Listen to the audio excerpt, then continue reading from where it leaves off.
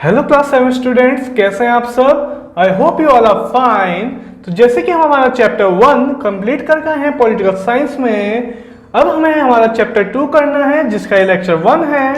और चैप्टर 2 है हमारा डेमोक्रेसी इन इंडिया। इंडिया में डेमोक्रेसी कैसी है। ओके, तो आइए अपनी बुक का पेज नंबर 104 ओपन कर लीजिए और पहली हेडिंग आप देखेंगे तो वो है parliament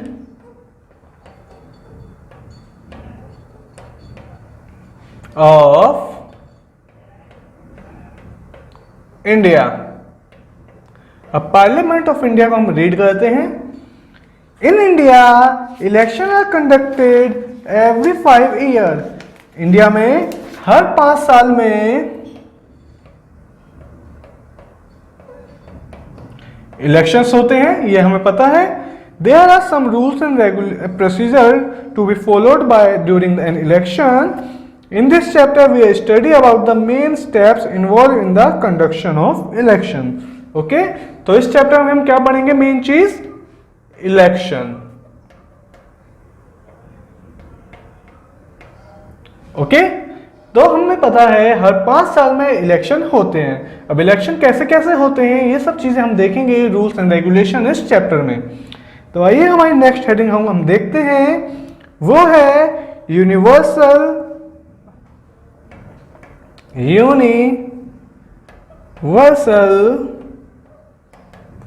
adult franchise.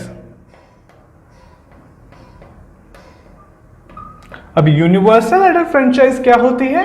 Universal adult franchise का मतलब होता है कोई भी एक फ्रेंचाइज, मतलब कोई भी ऐसा इंसान जो कि 18 साल से बड़ा है वो इलेक्शन में वोट डालने के काबिल है या फिर एलिजिबल है वोट डालने के लिए। In the last chapter we studied this as one of the main feature of the democracy. हम लास्ट चैप्टर में इसके बारे में पढ़ा था कि एक मेन फीचर है ये डेमोक्रेसी का। This means all citizen who are age of 18 और above the right to vote irrespective of the discrimination on the basis of class, gender, race and etc. That means जो भी इंसान 18 साल से बड़ा है वो इलेक्शन में वोट डाल सकता है। ओके, और एक वोट की वैल्यू एक ही होती है। ऐसा नहीं है कि अगर प्रधानमंत्री वोट डालेगा तो उसके एक वोट की वैल्यू 5 हो जाएगी और कोई गरीब इंसान वोट डालेगा तो उसकी 1/2 हो जाएगी। ऐसा नहीं होता, कोई भी वोट डाले उसके एक वोट की वैल्यू एक ही इंडिया में रहती है। People are free to cast their vote according to their choice in India. India में लोगों को चॉइस है कि वो जिसको चाहें उसको वोट दे सकते हैं। ओके, इसके अलावा we have the principle of 1 person 1 vote, which means एक प्रिंसिपल है हमारे पास, कौन सा? 1 person 1 वोट।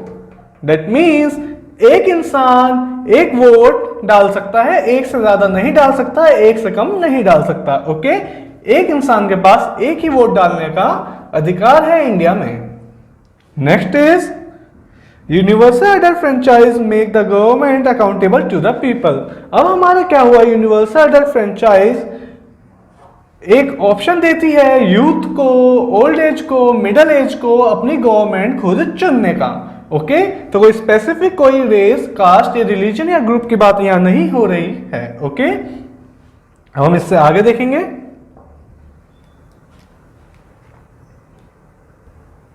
तो नेक्स्ट हेडिंग आप देखेंगे तो नेक्स्ट हेडिंग है इलेक्शन इन इंडिया। इंडिया में इलेक्शंस कैसे होते हैं। ओके, डू यू नो में आप आइए, सबसे पहले ऊपर हमारी पार्लियामेंट की फोटो है, नीचे आप डू यू नो में देखेंगे the Indian general election of 1951-52 elect the first Lok Sabha since India become independent in August 1947। तो इंडिया हमारी इंडिपेंडेंट कब हुई?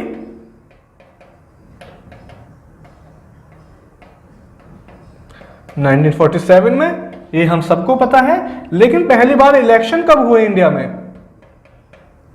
इलेक्शन हुए हमारे 1951-52 के सेशन में।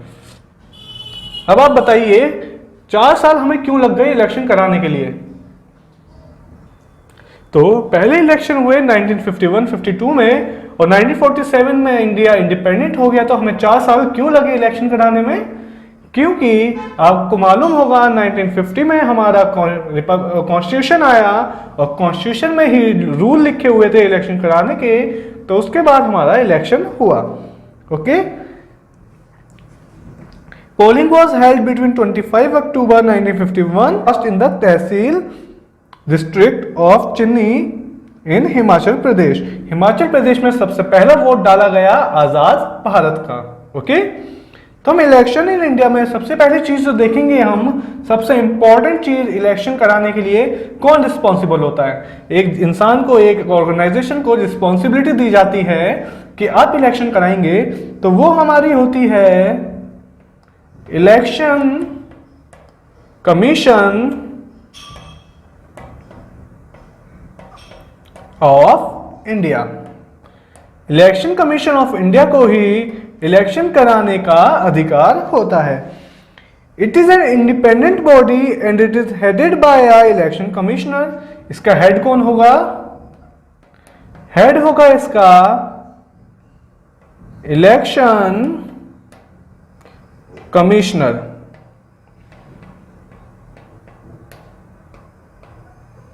ओके, तो इलेक्शन कमिश्नर इसका हेड होगा। कौन इस टाइम पे इलेक्शन कमिश्नर है? आप एक बार गूगल कीजिएगा और अपनी बुक में नोट कीजिएगा, अपनी नोटबुक में, कि इलेक्शन कमिश्नर ऑफ इंडिया इस टाइम पे कौन है। तो हमने देखा इलेक्शन कमिश्नर ऑफ इंडिया है। आप एक बार देखेंगे तो आपको पता चलेगा। तो ये हमारे हेड होते हैं किसके? इलेक्शन कमीशन ऑफ इंडिया के। इसके बाद this commission has the responsibility to conduct election in a proper and fair manner. ये हमारे 5 साल का इनका टेन्योर होता है, इसमें दिया हुआ है, मतलब हर 5 साल में इलेक्शन कमिश्नर हमारा चेंज होता है। तो इनकी रिस्पॉन्सिबिलिटी होती है कि जो इलेक्शन हो पूरे इंडिया में वो सब फेयर होने चाहिए, उसमें कोई चीटिंग नहीं होनी चाहिए, और अगर कहीं चीटिंग हो रही है तो इसका ज्ञान भी, उसकी सजा भी इलेक्शन कमीशन ही देता है। Okay, it fix and announce the date of election. ये हमारी इलेक्शन की जो डेट होगी वो फिक्स करेंगे। वोटर लिस्ट जो होगी हमारी वो फिक्स करेंगे। इसके अलावा ये कॉन्स्टिट्यूएंसी, डेट मीन्स कौन सा इलाका, कौन से इलाके में, मतलब कहां पे लड़कियां होंगी, कहां पे लड़के वोट करेंगे, कहां पे लोअर कास्ट के लिए रिजर्वेशन है, ये सब चीजें देखेगी कौन? हमारी इलेक्शन कमीशन। इसके बाद ये सबसे इंपॉर्टेंट चीज जो आती है, जो हमारी पार्टी सिंबल्स होते हैं, जैसे बीजेपी का लोटस, कांग्रेस का पंजा, सपा का साइकिल, ये सब चीजें जो होती हैं ये भी हमारा कौन डिसाइड करता है? Election commission. ओके, इसके अलावा ये क्या करेंगे? पार्टीज को बताएगी कि ये कैसी पार्टी है, नेशनल, ये सब हम देखेंगे आगे। इसके अलावा it also provide the code of conduct. बहुत ज्यादा इंपॉर्टेंट चीज होती है हमारी code of conduct. That means code of conduct क्या होता है? तो हमने एक वर्ड देखा, code of conduct. Code of conduct बहुत ज्यादा इंपॉर्टेंट चीज है जो इलेक्शन कमीशन बताती है, क्योंकि यही वो सब रूल्स होते हैं जो वो डिसाइड करेगा कि इस डेट से लेकर इस डेट तक यहाँ पे वोटिंग होगी, यहाँ पे वोटिंग कितने लोग करेंगे, ये सब चीजें कोड ऑफ कंडक्ट होता है कि कितने दिन पहले कोई भी इलेक्शन लड़ने के लिए जो उम्मीदवार होगा वो अपना क्या कहते हैं, वो रजिस्ट्रेशन या फिर अप्लाई करते हैं इलेक्शन लड़ने के लिए, नामांकन देते हैं, वो कितने दिन पहले दिया जाएगा, कितने दिन तक वो रैली कर सकते हैं, ये सब चीजें कौन डिसाइड करता है? Election commission. किसके बेसिस पे? कोड ऑफ कंडक्ट इशू करके।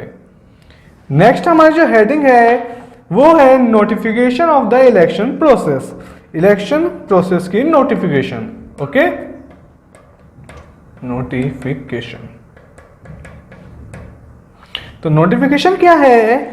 The president of India issue a notification for the reconstitution of the Lok Sabha if and when the tenure of the existing assembly expire lie the term as the period of 5 years is over, it is dissolved. That means हर 5 साल बाद जो हमारी country के president होते हैं वो announce करते हैं, इशू करते हैं कि अब इलेक्शन कराने चाहिए, क्योंकि अब 5 साल लोकसभा को पूरे हो चुके हैं। दैट मीन्स लोकसभा की लाइफ कितनी हुई? 5 ईयर्स।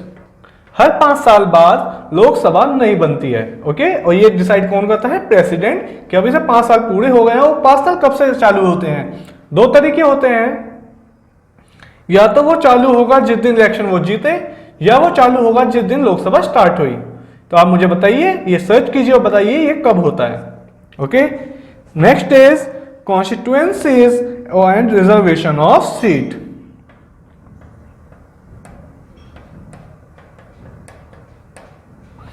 अब देखेंगे election in the country has been divided into 543 parliament constituencies. 543 constituencies हैं इंडिया में। दैट मीन्स 543 लोग लोकसभा में इलेक्शन लड़ते हैं। ओके,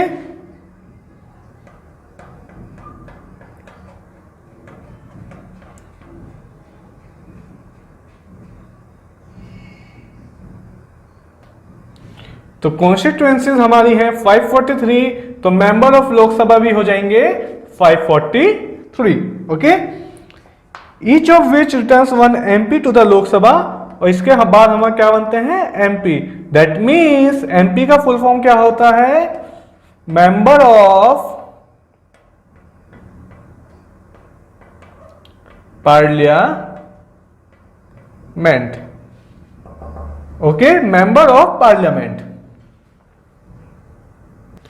तो MP की फुल फॉर्म होती है मेंबर ऑफ पार्लियामेंट, जो कि हम लोकसभा इलेक्शन से देखते हैं। इसके अलावा हम देखेंगे the size and the shape of parliamentary constituencies are determined by independent delimitation commission. एक कमीशन के नाम लिखा हुआ है यहां पर, जिसका नाम है डिलिमिटेशन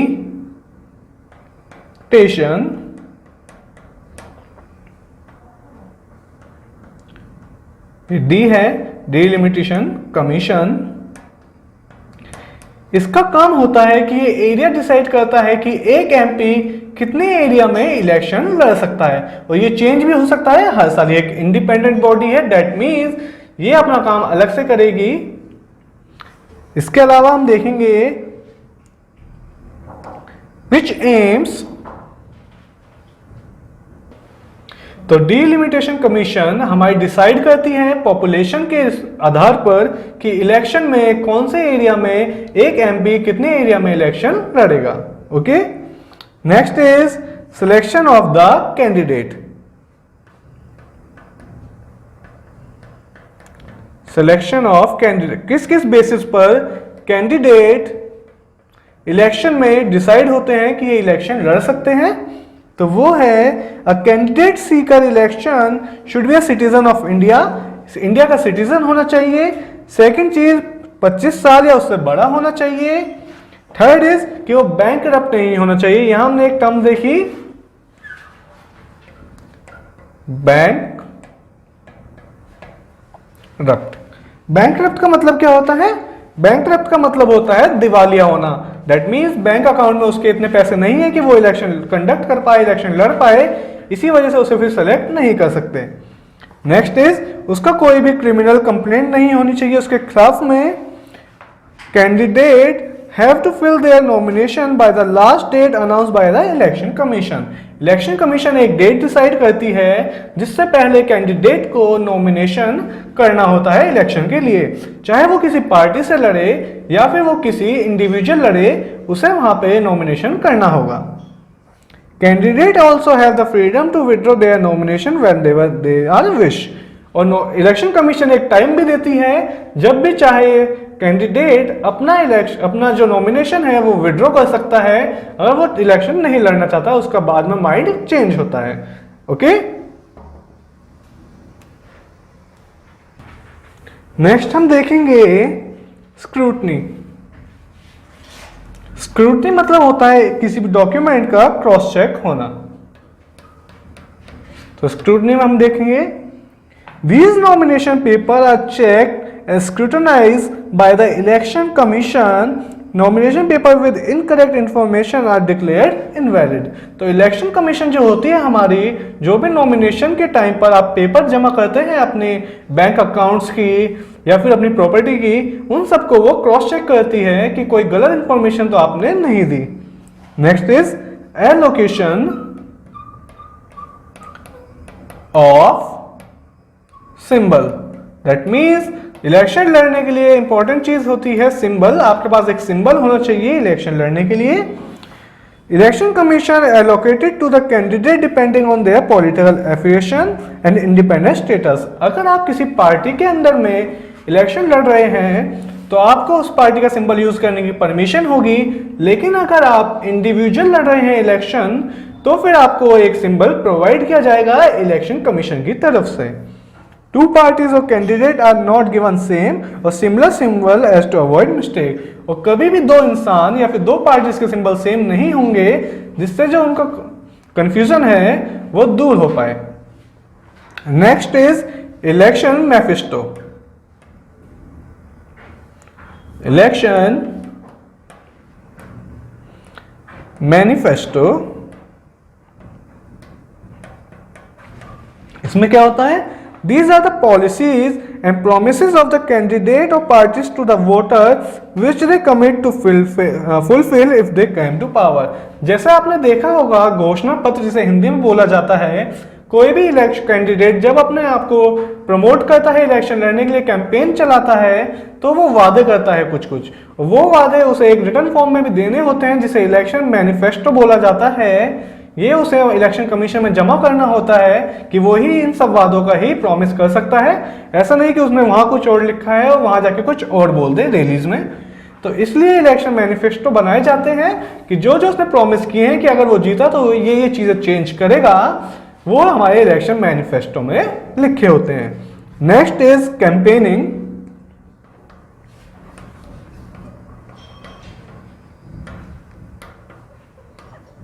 कैंपेनिंग में आप देखेंगे the campaigning is the period when the political parties put forward there candidate and argument which they hope to influence the people to vote for their candidate and parties. The official campaign lasts at least 2 weeks from the drawing up of the list of nominated candidate and officially end 48 hours before the polling actually start। तो हर जगह जो होता है time वो campaigning का अलग अलग होता है। जैसे कि जब किसी इंसान ने नॉमिनेशन डाल दिया तो नॉमिनेशन के 2 हफ्ते बाद आप अपना कैंपेन स्टार्ट कर सकते हैं, और जब इलेक्शन होगा तो इलेक्शन से 48 आवर्स, दैट मीन्स 48 आवर्स कितने हुए? 2 दिन पहले आपको अपना कैंपेन बंद करना होगा, अपना प्रमोशन बंद करना होगा, क्योंकि अगर आपने ऐसा नहीं करा तो इलेक्शन कमीशन आपके जो आप लड़ रहे हैं इलेक्शन उसे जब भी इनवैलिड कर सकती है। ओके, तो एक कैंपेन के कुछ रूल्स होते हैं।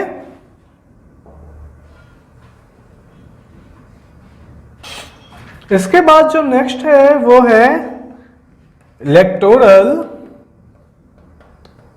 रोल। इलेक्टोरल रोल क्या होता है? तो इलेक्टोरल रोल आप देखेंगे, the electoral roll is a list of all people in the constituency who are registered to vote in the Indian election. That means अगर आप किसी एरिया में रहते हैं, पर्टिकुलरली फॉर एग्जांपल हम मेरठ का एग्जांपल लेते हैं, दिल्ली का एग्जांपल लेते हैं। दिल्ली में किसी एरिया में द्वारका में इलेक्शन हो रहे हैं, तो द्वारका में जितने भी लोग 18 साल से बड़े होंगे उनका नाम इलेक्टोरल रोल में होगा, और वही लोग इलेक्शन में जाके वोट डाल सकते हैं, उनके अलावा कोई और वोट नहीं डाल सकता। Okay, only those people with their names at the electoral roll are allowed to vote. The electoral roll is normally revise every year to add the names of those who turn 18 on the 1 January. हर साल electoral role नया बनता है। क्यों? क्योंकि हर साल कोई ना कोई इंसान 18 साल का हो रहा है, तो इस वजह से इलेक्टोरल रोल हमारे आगे बढ़ते हैं कि 1 जनवरी पर जो इंसान 18 साल का हो गया उस साल जितने भी इलेक्शन होंगे वो उसमें वोट डाल सकता है। इसके अलावा कुछ लोग की डेथ हो जाती है तो उनका नाम भी इलेक्टोरल रोल से हटाना होता है, क्योंकि ऐसे में जो फर्जी वोट जिसे कहते हैं या फिर मिसलीडिंग वोट, वो डलने के चांसेस ज्यादा हो जाते हैं जब कोई इंसान मर जाता है उसका नाम इलेक्टोरल रोल से नहीं हटता तो। Okay, officer, registration officer of the constituency who will update the registration. अब रजिस्ट्रेशन ऑफिसर जो होगा, जिसे आरओ बोला जाता है, आरओ मतलब रजिस्ट्रेशन ऑफिसर, ये वो ऑफिसर होता है जिसे पर्टिकुलर हर एरिया में बनाए जाते हैं ये, जो ये चेक करते हैं इलेक्टोरल रोल हमारा सही है या गलत है, किसी का नाम मिसिंग तो नहीं हो गया या किसी का नाम गलत ऐड हो गया, ये सब चीजें। इसके अलावा नेक्स्ट हमारा है